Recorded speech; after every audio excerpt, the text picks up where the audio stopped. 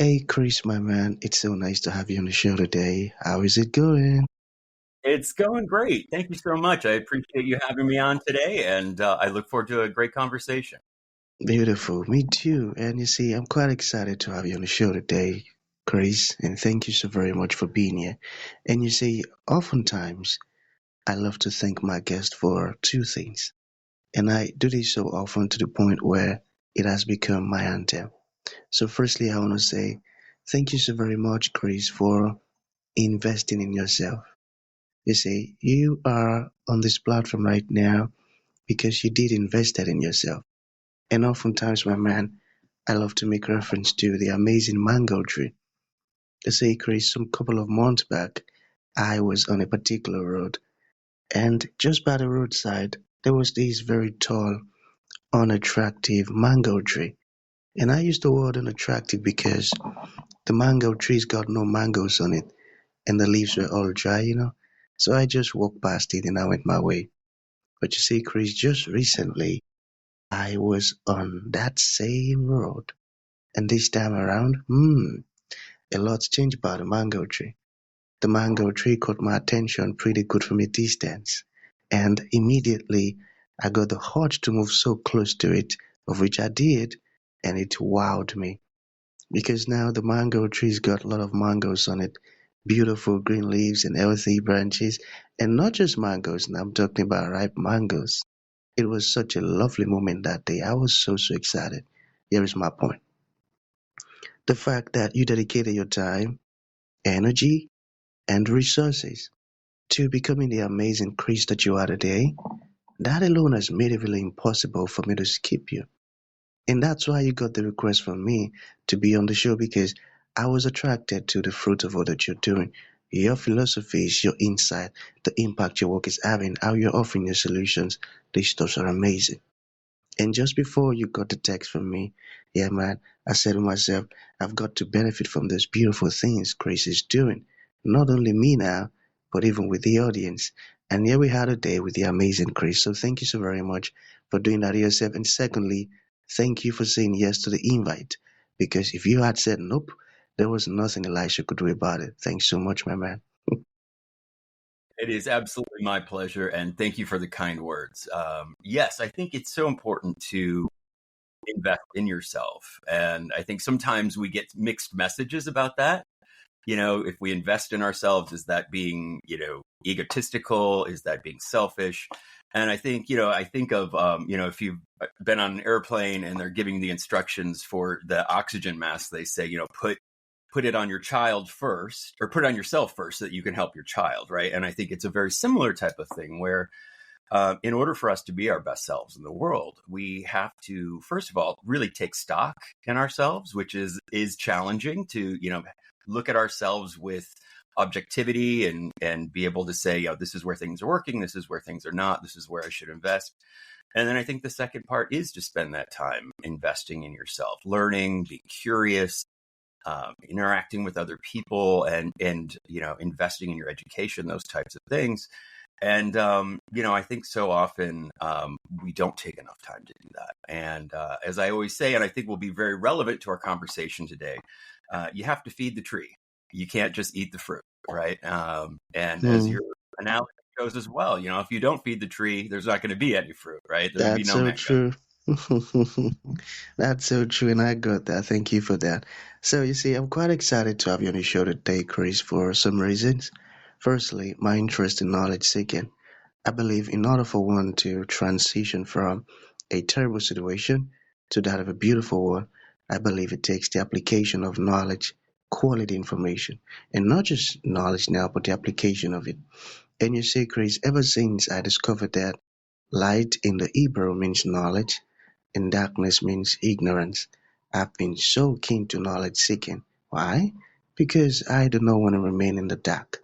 So that's going to make our conversation today very important to me and even to the listeners. The second reason why I'm excited to have the amazing Chris on the show is for the sake of the audience.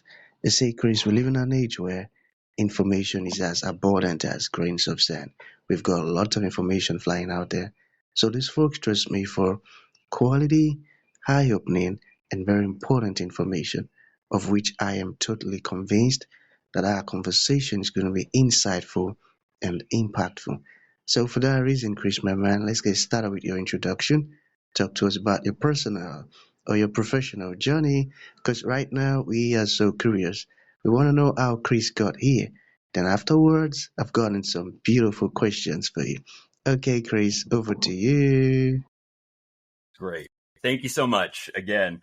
Yeah. And, I think it is to your point about the information. There's like, we live in the information age now, right? There's information everywhere. And some of that is valid information, some of that's not, some of that can be misleading. And I think that's why it's so important for us to practice critical thinking and be able to question the information that we receive on a regular basis. And that's one of the things, one of the planks of my business that I find so important. So I'm Chris Gray.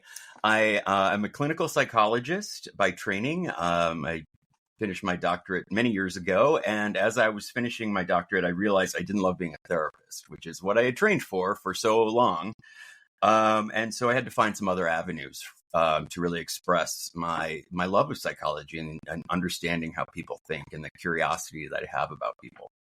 And I, through some very great mentors who kind of helped guide me into new territory, I got started in the marketing world. And I led my first focus group, and I really fell in love with that process of being curious about people, understanding their world. And I've been a qualitative researcher for 30 years.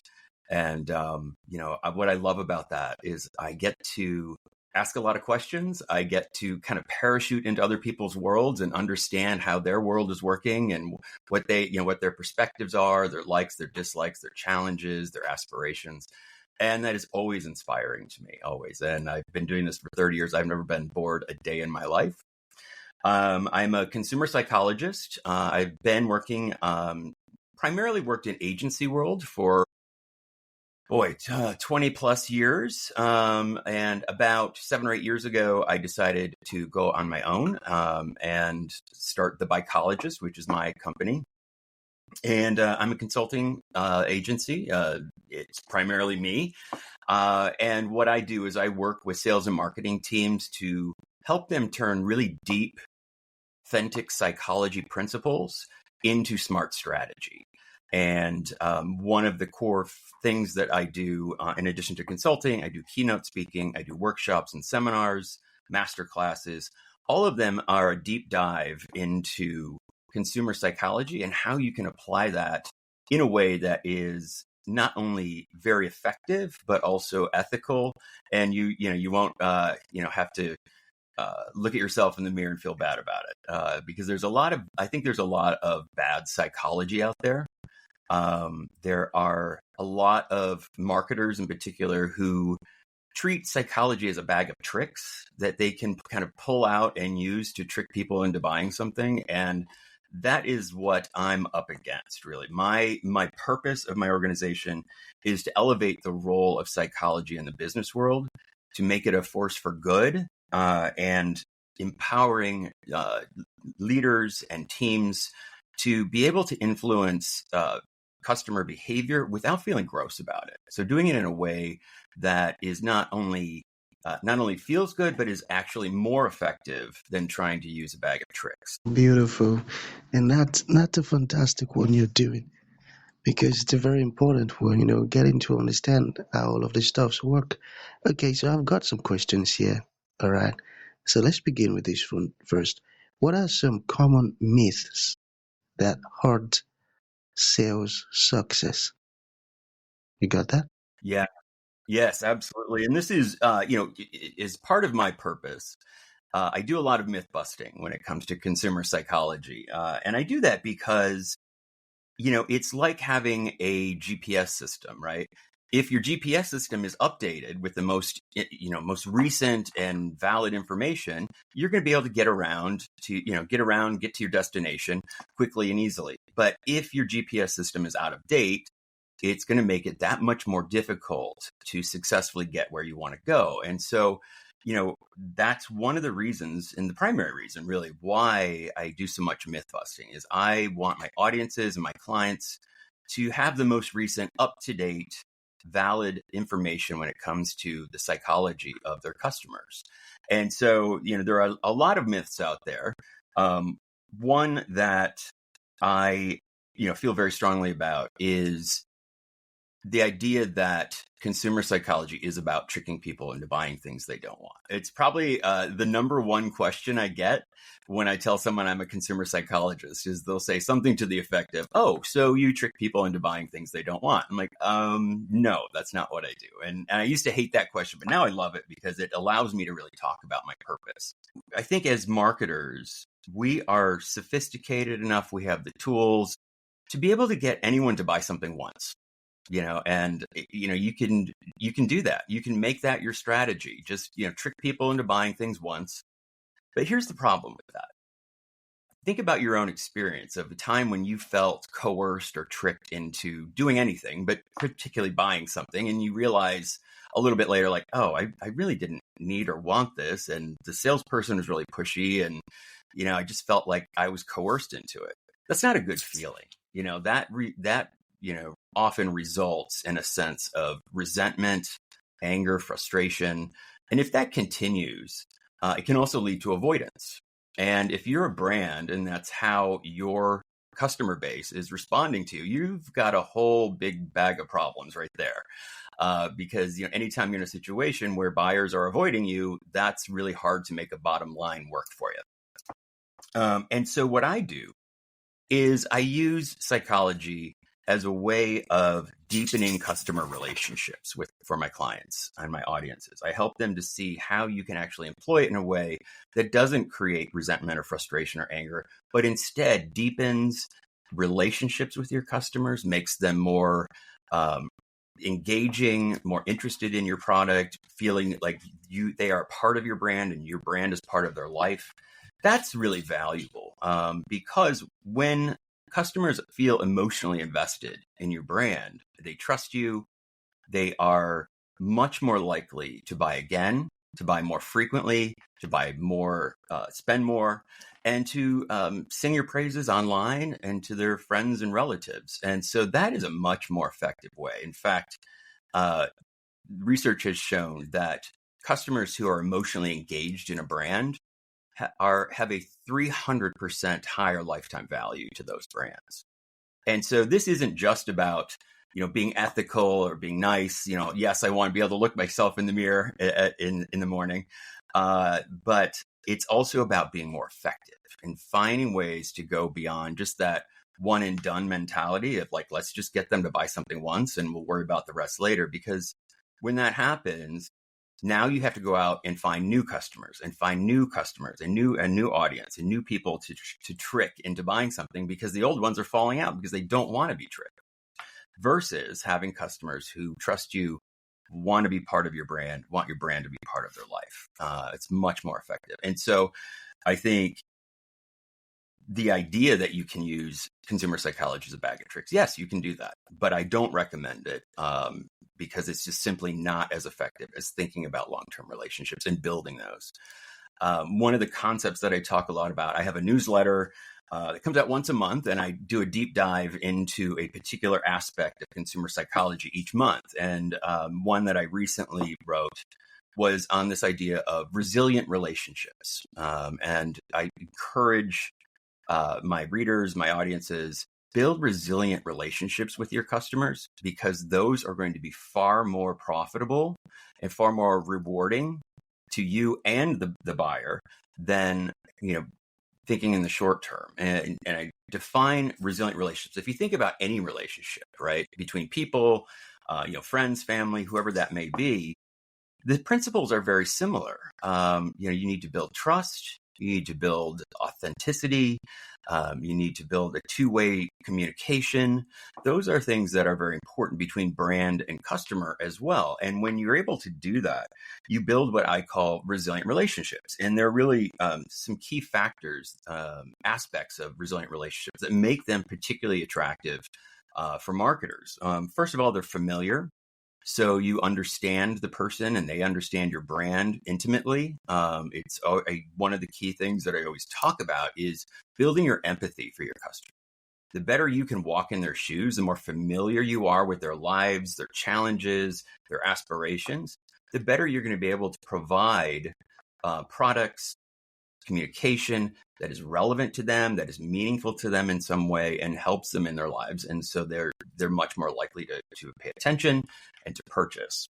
They're favorable. So again, you want the customer to think favorably of you, but you also should be thinking favorably of your customer. Unfortunately, I've been in a lot of boardrooms where there's not been such respect for the customer. And I always think that's a mistake, because if you're relating to your customer that way, you're perceiving your customer negatively, that's going to come across in your engagement with them. So thinking about from a favorability standpoint, they're felt deeply. So these are, things that become ingrained in us, the brands that we use. If you think about your favorite brands that you buy repeatedly, they are part of your life. You feel deeply about those brands. And so being able to cultivate that.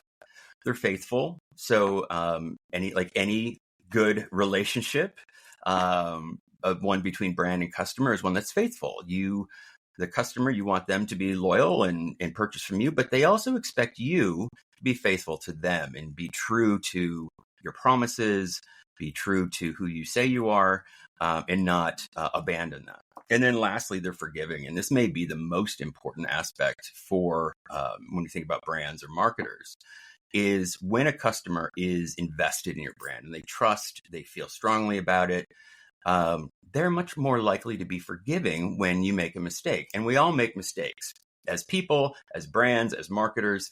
Mistakes happen, and for a brand, maybe that's, an innovation or product launch that falls flat with your customers, or maybe it's a pricing strategy that, your customers don't like.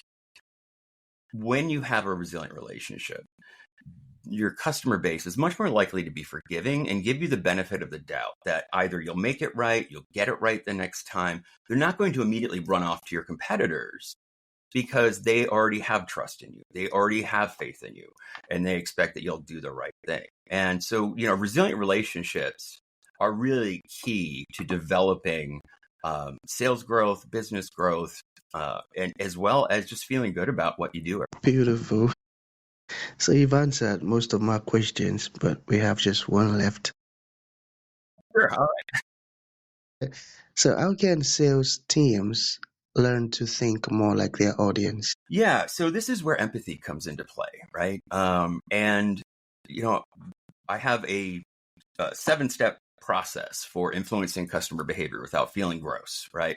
Step number 1, which is the foundation of all of this, is to know your audience, know your customer, not just from a theoretical standpoint, but be able to put yourself in their shoes, set aside your own perspectives or goals or those things that you have, so that you can look at them with fresh eyes and you can look at their life situation from their perspective. Because the thing is that, behavior always makes sense to the person who's acting, who's doing the behavior. And it may not make sense to me why somebody's doing something, but if I can put myself in their shoes, then I can start to decode, why are they doing this? Like, what are they getting out of this? Now, it may not be the best way to go about getting what they want, which is where we can step in and say, hey, look, we have a product or service that can help you achieve this better, faster, in a way that's more enjoyable, easier, more efficient. And when you can do that in a way that matters to them, then that empathy will pay off by, again, developing that trust and relationship with your customers. And so it's very important as a foundation for sales and marketing teams to think beyond, spreadsheets of data about their customers, to think beyond behavioral data, and really think about, how can I look and see through their eyes? And one of the exercises that I was taught as I was becoming a therapist, I actually use with sales teams as well. And it seems simple, but it's actually very powerful. And it's called bracketing. And what you do is, before you have an engagement, or before you're going to perhaps brainstorm about a marketing message or something like that, think about your own perspectives in the situation. Think about your own presuppositions. Perhaps there are biases. We all have biases, so there's no shame in that. It's about being able to identify them and work around them if they get in the way. think about all of those things and visualize them in your mind. And then imagine putting brackets around them and setting them aside for a moment so that you can come into this situation. And for me, often it was a case of doing consumer research, of doing qualitative research, interviews or focus groups. I would just take a few minutes before and say, okay, what are my thoughts about this subject? What are my thoughts about the people I'm about to talk to? Can I leave those? Can I bracket those and put those aside so that I can go in with fresh eyes, a fresh perspective, and really learn about their world from their own perspective? Because when you do that, that enables you to be more relevant, to be more meaningful to them, and to build that trust that is so substantial when it comes to building those kind of relationships. Profound words, and I got that. So to bring this to an end, Chris, what would you like to leave the audience with, like a final thought? And to those folks who Yeah, like to reach out to you, learn more about all that we've discussed, or open your services or programs, how can that be possible? absolutely. I think as a final thing, I think I'd like to stress the importance of curiosity. And you mentioned this at the beginning of our discussion. It is something that is so important, is being curious about other people, being curious about the world around you, but also, and I think this is the hardest one, being curious about yourself. We tend to think we know ourselves so well because, I've lived in this body my entire life. But the fact is we don't. We often don't really understand the basis of our decisions, our actions. And so being curious about ourselves and just asking ourselves questions like you would ask someone else, what is my goal here? What am I trying to accomplish? Why did I do that? Those kinds of things. And really think about that from an objective standpoint. Because when you're curious, you will learn more, you will engage better with other people, you will be more attractive to other people. People love it when you're curious about their lives. And that will really lead to richness in your life. And so I think that is an important message I'd like to leave the audience with. And if you'd like to find out more about me, you can certainly do that. And I would love that. You can go to my website, which is thebuycologist.com. It's BUICOLOGIST.com. And there you can learn about the work I do. You can look at, I have a blog where I talk about different issues. And you can sign up for my newsletter, which is a really fun thing. And if you're the kind of person who's interested in behavioral science, consumer psychology, anything like that, then you're my kind of people. And I think you would really enjoy the newsletter as well. You can also look me up on LinkedIn. My handle is at Dr. Chris. And you can find me there as well. And I always love engaging with people in audiences. So would very much invite and enjoy. Beautiful, beautiful, my man. So that's going to be the end of the show. Chris, thank you for coming, and thank you for sharing this wonderful stuff with us. It means a whole lot. Thank you. Thank you so much. It has been my pleasure. Beautiful.